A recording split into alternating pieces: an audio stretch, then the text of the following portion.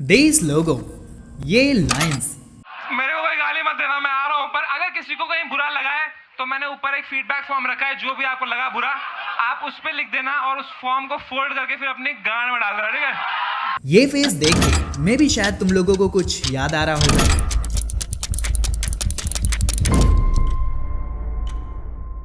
Of chess streaming, he is the only exception. भाई जो समय रैना ने किया है पिछले एक महीने में, very big example of this is समय रैना।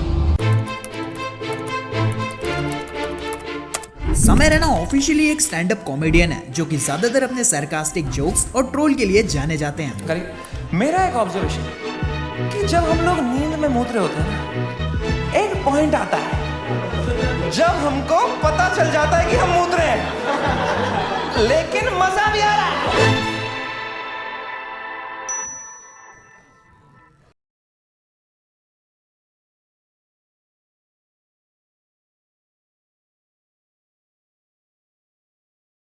और अभी रिसेंटली में इन्होंने अपना एक शो भी स्टार्ट किया है जिसका नाम है India's Got Latent. India's got latent. India's Got Latent. India's got latent. India's Got Latent. India's Got Latent. Sir लिखा है आपने हिलाया नहीं है बचपन से। हाँ 24 साल हो गए। निगाहों तो कविता इस प्रकार है कि इनकी तीनों टांगे कब्र में हैं।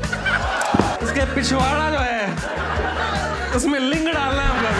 तुझे क्या लगता है मैं धर्म देख के चौंकता हूँ?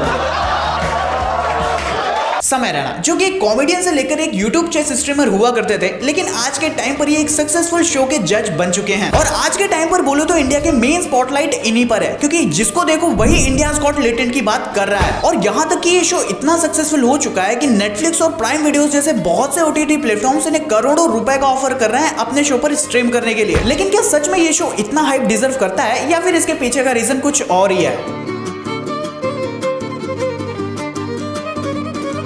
समय आज के 4-5 सालों पहले बहुत ही अंडररेटेड थे। इन्हें इंटरनेट पर लोग बिल्कुल ही ना के बराबर जानते थे। ये स्टार्टिंग में स्टैंड अप कॉमेडी में ओपनिंग का काम किया करते थे, पर इनके सेंस ऑफ ह्यूमर और डार्क जोक्स के कारण इन्हें कॉमिक्स्तान जैसे शो में जाने का मौका मिलता है। घर पे मुझे बहुत डरते हैं लोग। I'll tell you why. Because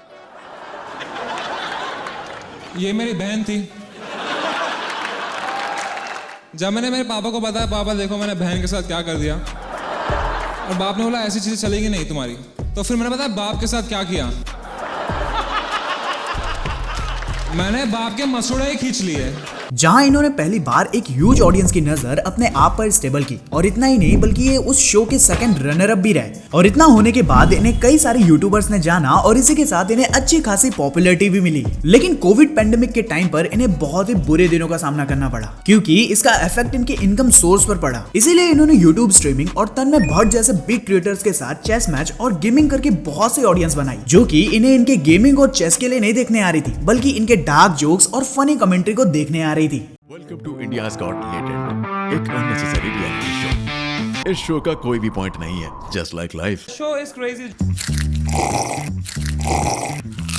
14 जून 2024 इस डेट को समय रैना के यूट्यूब चैनल पर एक शो लॉन्च होता है जिसका नाम होता है इंडियाज गॉट लेटेंट। वैसे तो ये शो एक अमेरिकन शो किल टोनी से इंस्पायर्ड है, जो कि इंडिया में बिल्कुल ही फ्रेश कॉन्सेप्ट होता है। इस शो का कॉन्सेप्ट बिल्कुल ही सिंपल सा होता है, जहां पर सोशल मीडिया के पॉपुलर चेहरे समय के साथ एज अ गेस्ट बैठते हैं और उनके सामने इंडिया के कोने कोने से एक कॉन्टेस्टेंट आता है जिसका सिंपल सा काम होता है फनी जोक्स मारना और जजेस को हंसाना। और एंड में जजेस अपने हिसाब से उस कॉन्टेस्टेंट को पॉइंट देते हैं और उसे क्वालिफाई करते हैं। अब बात करें इस शो के पॉपुलैरिटी की, तो इंडिया में ऐसा कमाल का कंटेंट लोगों को पहली बार फ्री में मिल रहा था। इसीलिए देखते ही देखते समय रैना के चैनल पर इस शो की सभी वीडियोस बूम होने लगी और हर एक वीडियोस पर एवरेज व्यूज 30 से 40 मिलियन आने लगे, जो कि इंडियन व्यूअरशिप के बेसिस पर एक ह्यूज नंबर होता है। और यहाँ तक कि जिस फॉरेन शो किल टोनी से इंस्पायर्ड था, इसकी व्यूअरशिप उस शो से भी ज्यादा आने लगी। देखो इस शो में 4 चांद लगा देते हैं इस शो के अनसेंसर्ड और अब्यूजिव वर्ड्स, और इसी सब के चलते इंडिया का हर एक टीनेजर इसे अपने आप से रिलेट कर पाता है। लेकिन ये भी कहना गलत नहीं होगा कि समय का डार्क ह्यूमर इन सबसे कई गुना ज्यादा ऊपर है।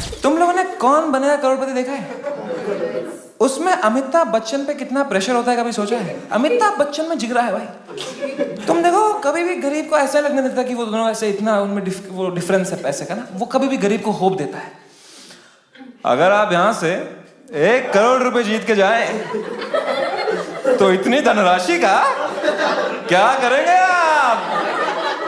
जो गरीब कभी नहीं जीतता है तुमने नोटिस नहीं किया होगा कौन बनेगा करोड़पति में करोड़पति सिर्फ अमिताभ बच्चन बनता है।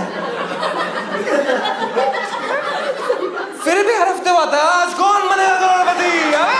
तुम बन रहे हो करोड़पति।